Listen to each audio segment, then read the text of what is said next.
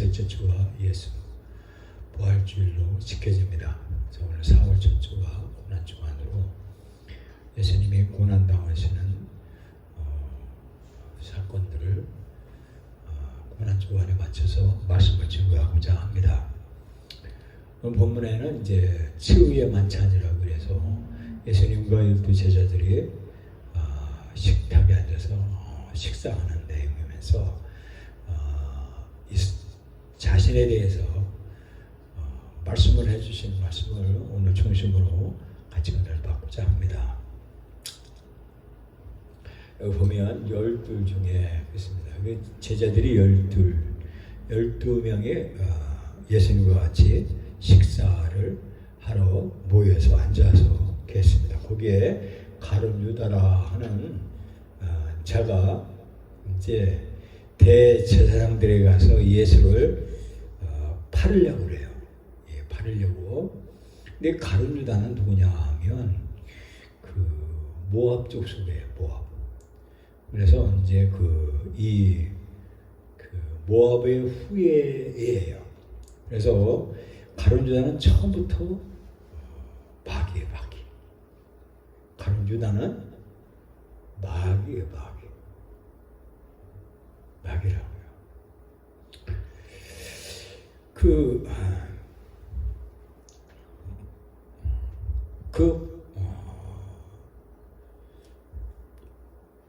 예수를 팔려고 얼마 주겠냐라고 물어보는 거예요. 이게 이제 돈에 대해서 민감해요.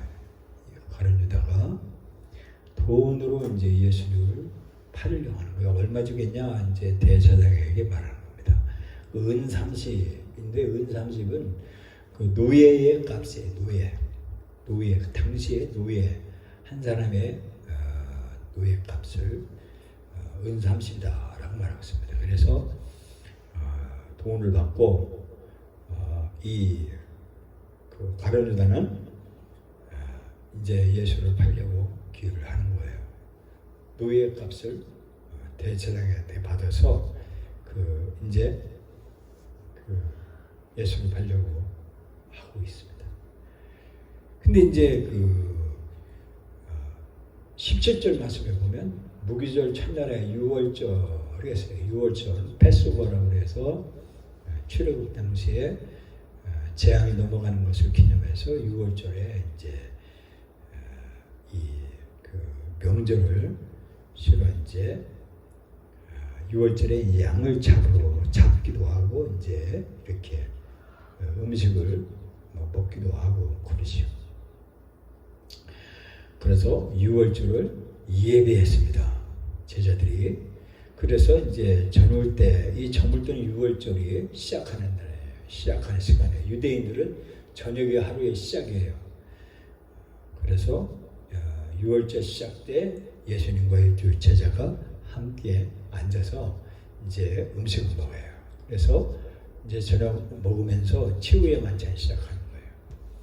그러면서 예수님이 뭐라고 하냐면 이제 자신의 죽음에 대해서 예수님이 집중적으로 제자들에게 가르쳐 주시는 거예요.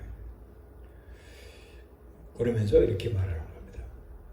내가 진실로 너희가 말하니 너희 중에 한 사람이 나를 팔리라 말하고 있습니다. 예수님이 말씀을 해주고 있습니다. 그러니까 거기에서 제자들이 저희가 시비 건설하여 주여 납니까? 라고 말하는 거예요. 그러니까 12 제자 중에 이제 쭉 돌아가면서 주여 제가 예수님을 팔게 됩니까? 접니까? 제가 예수님을 배반합니까? 라고 이렇게 물어보는 거예요.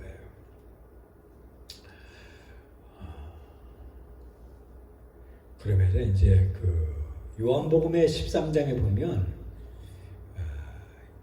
요한이 예수님에게도 물어봐요. 치유의 만찬에서 주여 그가 누굽니까? 라고 말씀을 해주면서 이 제자들이 자기가 예수님을 팔을까라고 예수님에게 파는 자입니까? 라고 예수님에게 물어보는 거예요. 그런데 여기에 참 이렇게 말을 하고 있어요.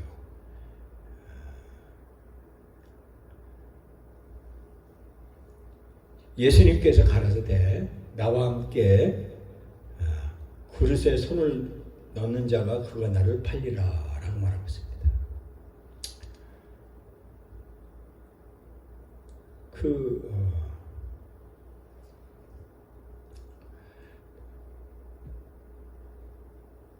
지금 내가 이거를 캡처를 잘못했는데 여기 보면 이 유다가 마귀라고 그랬습니다. 유다가 대답하되 라삐오라고 말하고 있습니다. 이 라삐는 뭐냐면 마스터, 이게 선생을 말하는 거예요. 선생을 마스터라고 말하고 있습니다. 가룟 유다는 예수를 주로 고백한 사실이 없어요. 26장 여기서 보면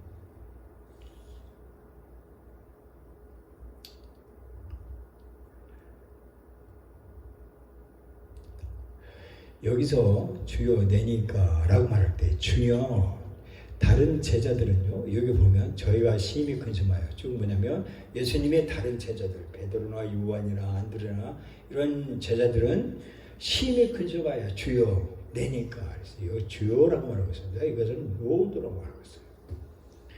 그 주는 뭐냐면 주는 그리스도시요 살아계신 하나님의 아들입니다 라고 하는 고백입니다. 그러니까 다른 제자들은 예수를 하나님의 아들로 고백을 하는데, 이 가룟 유다는 유다가 가로되 라삐오라고 말하고 있습니다. 마스터, 선생이라고 말하는 거예요. 가룟 유다는 예수를 주로 고백한 사실이 없어요. 그래서 이 다른 제자들은 예수님을 Lord, 나의 구원자, 메시아 이렇게 고백하고 있는데, 가룟 유다는 마스터, 선생이여라고 하는 고백을 하고 있죠. 아주 중요한 말씀을 여기서 우리가 깨달을 수가 있어요. 마귀는 예수님을 주로 시인하지 않아요. 나의 주라고 고백을 하지 않습니다. 근데 다른 제자들, 예수님을 믿고 따르는 사람, 구원받은 사람들은 Lord, 나의 주여 라고 고백하고 있는 겁니다. 오늘 우리들은요, 신앙생활에서 나의 주여, 내 심장이 콩닥콩닥 뛰는 두근두근 하는 이 가슴 속에 Lord, 나의 주여, 내가 어떻게 되십니까? Lord, 납니까? 이런 신앙 고백을 우리는 가져야 됩니다. 아멘. 중요합니다. 아멘. 그래서 이 마귀는 예수님을 결코 주라고 한 사실이 없다라는 것을 볼 수가 있습니다. 26절 보면 떡을 가지사 축복하시고 떼어 제자들에게 마지막에 이것은 내 몸이니라 라고 말했습니다. 성만찬을 하고 있는 거예요. 이 성만찬은 오늘날 예수 그리스도의 피와 몸, 살과 피를 의미하고 있는 거예요. 이것을 기념하면서 기념하라고 주님께서 말씀을 하시고 계십니다. 근데 다른 종교, 다른 종단에서는 뭐라고 하냐면 화채서를 주장하죠. 화채서는 뭐냐 하면 신부가 이 선언을 하면 이것이 예수님의 피입니다, 예수님의 살입니다 하고 빵과 포도즙을 선포를 하면 그게 이제 예수님 피가 되는 거예요. 그래서 그것을 땅에 흘려서도 안 되고 이 버려서도 안 되고 개가 주워 먹어도 안 되고 그래요. 근데 우리 기독교는 이 기념하라고 말하고 있습니다. 단지 예수와 피와 살과 피다라고 하는 기념을 하는 것이기 때문에 우리는 성만찬을 하고 있고 그것을 남겨서도 먹고 갈 수도 있는 겁니다. 그래서 우리는 아주 중요하게 이 빵과 잔을 먹고 마시고 마시라라고 하는 주님의 명령을 하고 있습니다.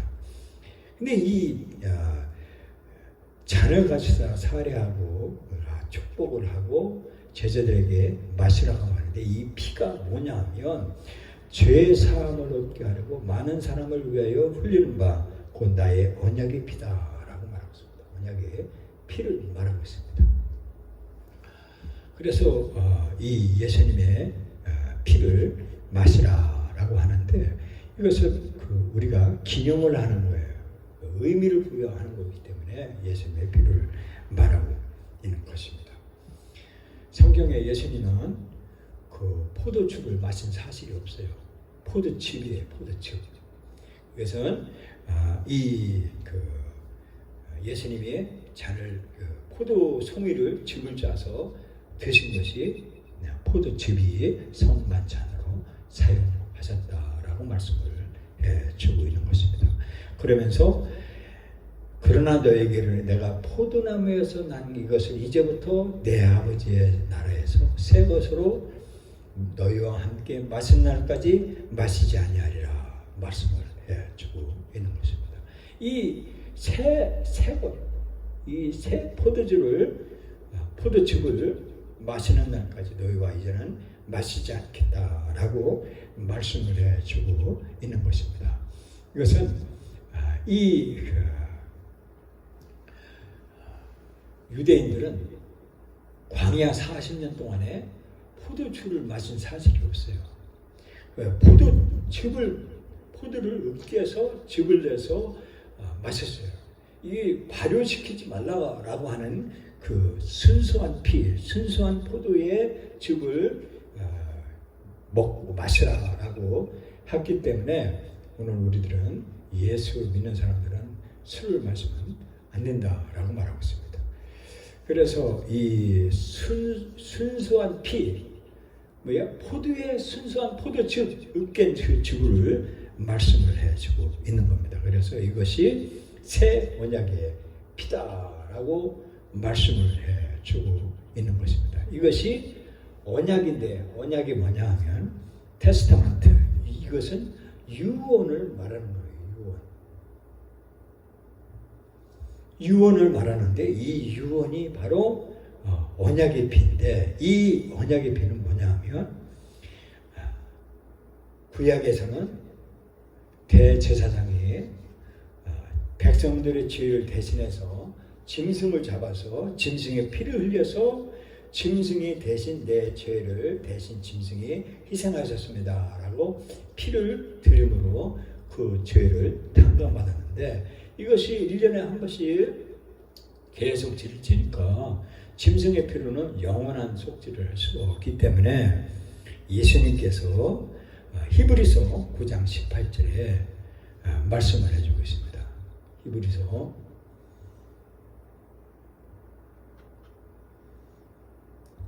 9장 18절 말씀에 이러므로 첫 언약도 피 없이 세우는 것이 아니니 라고 말하고 있습니다.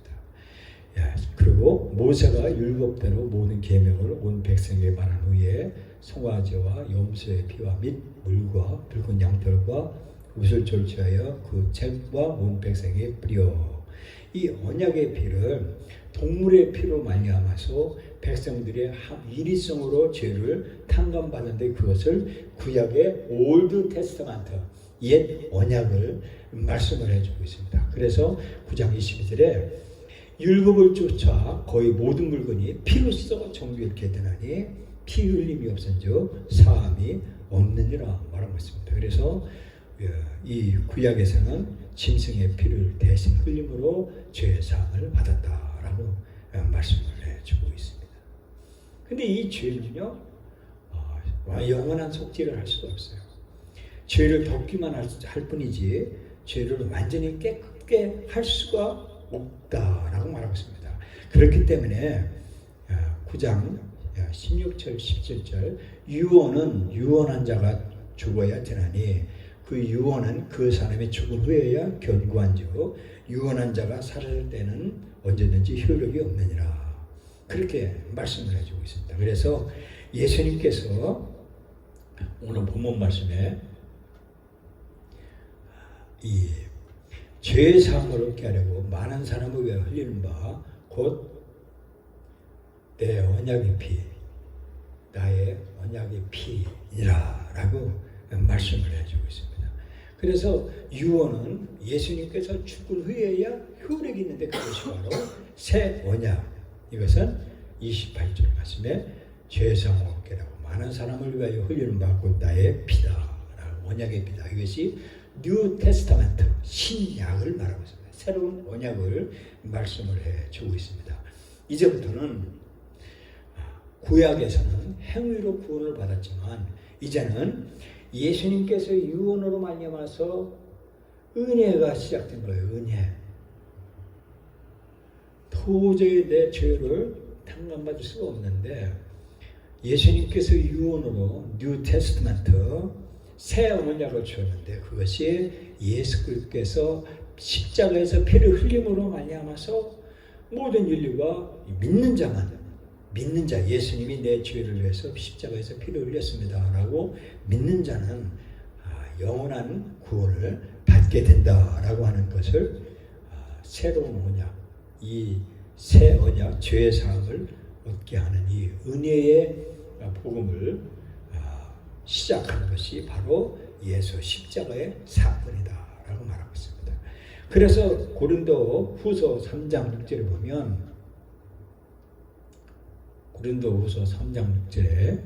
보면 저가 또 우리로 새 언약의 일꾼 되기에 만족해 하셨으니 의문으로 하지 아니하고 오직 영으로 함이니 의문은 죽는 영이요 죽이는 것이 영은 살리는 것이다. 그래서 예수 그리스도가 새로운 언약을 선포하셨고 그것이 은혜의 복음이 시작된다라고 말합니다. 요한복음의 2장을 보면 예수님께서 공생에 시작하면서 가장 첫 번의 기적이 뭐냐면 가나의 혼인잔치에 이 포도즙이 떨어져서 혼인잔치에 예수님께서 기적을 행하는 것을 볼 때 예수님의 어머니가 예수님에게 말할 때 내 때가 아직 이르지 않았습니다 라고 그렇게 말한 것을 보면 이제는 예수님께서 이 피 흘리는 사건이 마태복음 26장에 가서 마지막에 최후의 만찬에서 새로운 언약을 선포한 사건을 오늘 말씀을 해주고 있습니다. 이제 예수님께서 고난주간에 이제 돌아갔고 예수님이 나를 위해서 나를 살리려고 십자가에서 피를 흘리셨구나 라고 하는 것을 우리는 그렇게 믿어야 되는 줄 믿습니다. 자, 아까 말했어요. Lord, 주여 내 가슴에 물어봐야 돼요. 나의 주여 주님 납니까? 내가 주님을 정말 사랑하고 주님을 따라옵니까? 주님 나의 주님이십니다. 예수님은 나의 Lord, 나의 메시아고 나의 삶을 이끌어가는 분입니다.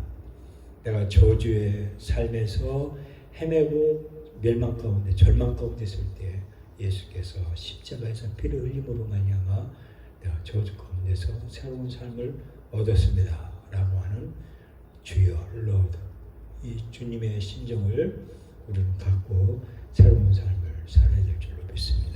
예수님께서 새로운 언약을 선포하셨으니 이제 우리 예수 믿는 사람들은 정말 예수님의 십자가의 피 사건, 이 새로운 언약을 값없이 흘리지 말고 정말 기도하여서 이 하늘에 주는 성령의 은혜와 하늘에서 주는 이 강력한 말씀의 능력으로 악을 때려 부시고 승리하고 믿음으로 하나님이 나에게 축복해 주는 그 축복을 창조의 이 하나님의 형상을 되찾아서 하나님께 영광 돌리는 삶을 살겠다고 결심하는 여러분과 제가 되기를 예수님의 이름으로 축원합니다. 아멘. 기도하십시다. 하나님 아버지